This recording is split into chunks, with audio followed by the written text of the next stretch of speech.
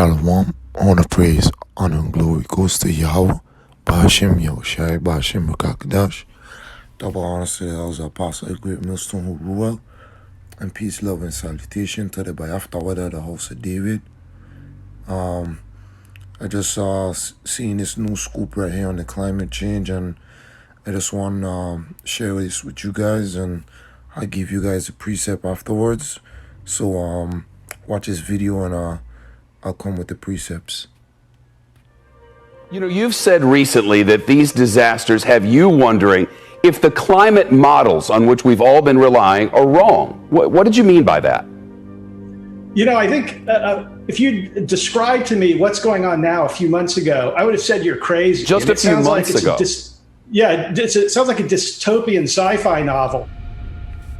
The climate crisis, my friends, is the test of our times. And while some may still believe it is unfolding in slow motion, no, this test is now as acute and as existential as any previous one. Record-breaking rainfall has caused severe flooding in parts of central China. More than 200,000 people in Hunan province have been evacuated to shelters. Weather forecasters say it's the heaviest rainfall the region has experienced in 1,000 years. This is what happens when the amount of rain that usually falls over the course of an entire year pours down within days. Throughout Hunan province, streets have become surging brown rivers, swallowing traffic in their wake. Many struggle to get out of the subway system themselves and back onto higher ground. Images of passengers stuck inside underground train carriages with the water rising around them have shocked a country used to safe mass transport. The deluge took the city and these commuters by surprise. Its subway system now an underground river.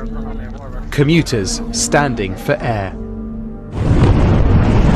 A deafening explosion at this aluminium factory after a nearby river burst its banks.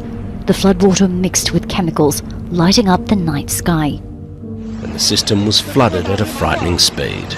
China's leader, Xi Jinping, has described the situation as extremely severe. A year's worth of rain has fallen in the region within days. More than a dozen cities in the central part of China affected, with Hunan's population close to 100 million. On ground level, dramatic video shows a group of people attempting a rescue before the ground gives way beneath them. Across this city of 12 million, the rising floodwaters turn streets into raging rivers, trapping drivers in their cars and residents. This is a rainy time of year in China, and floods are an annual occurrence. But it's the record-breaking nature of this rainfall which has people worried, and these extreme weather events seem to be happening much more frequently. When heat waves hit one of the world's coldest regions, you know something is not right.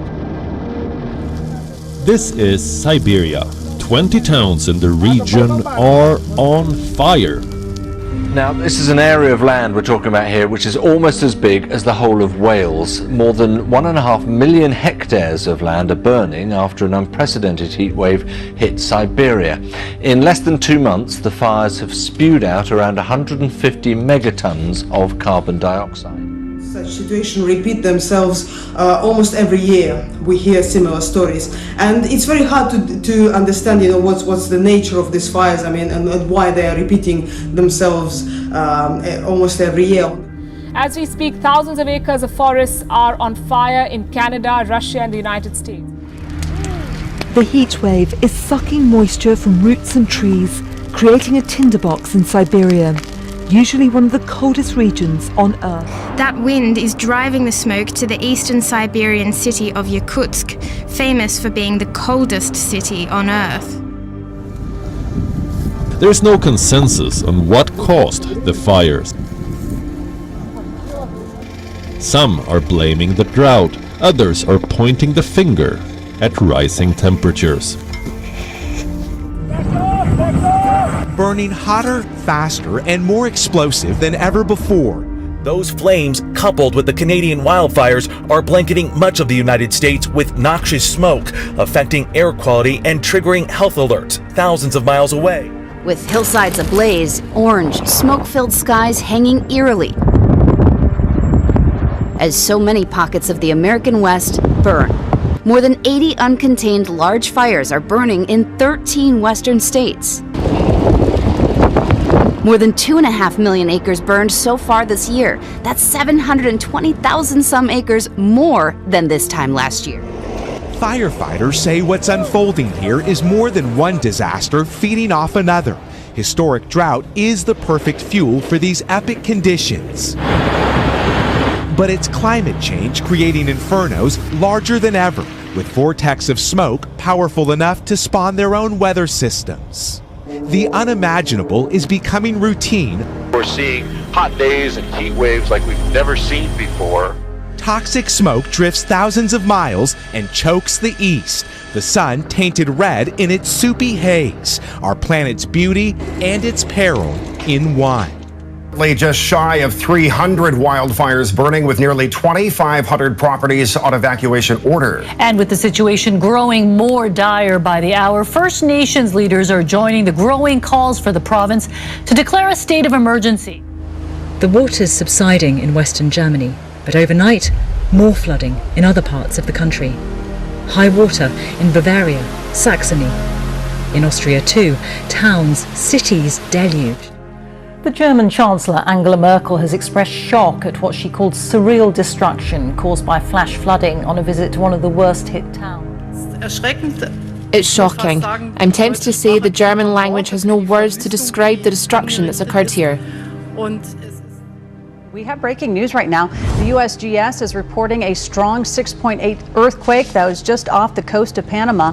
The quake happened within the past hour. The epicenter is offshore, south of the border of Panama and Costa Rica.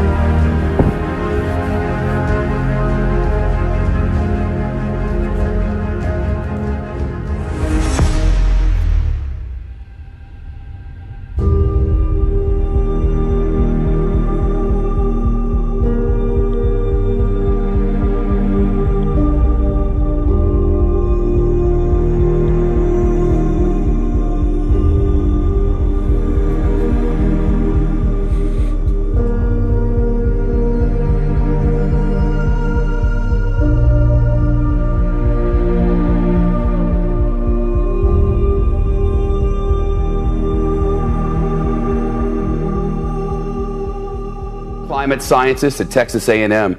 Andrew, how much is climate change exacerbating the intensity of these floods and the heat and the fires? Yeah, I mean, climate change is now a factor in every single weather event that occurs, and it's making heat waves worse, it's making intense rainfall worse, it's causing sea level to go up, it's acidifying the ocean. It affects everything that we experience now. Around the mid-2030s, locations along the Pacific and Gulf of Mexico coastlines will experience rapid increases in high tide flooding frequency. The floods will sometimes occur in clusters lasting a month or longer, depending on the positions of the moon, earth, and sun, according to the JPL News article. Low-lying areas near sea level are increasingly at risk and suffering due to the increased flooding, and it will only get worse.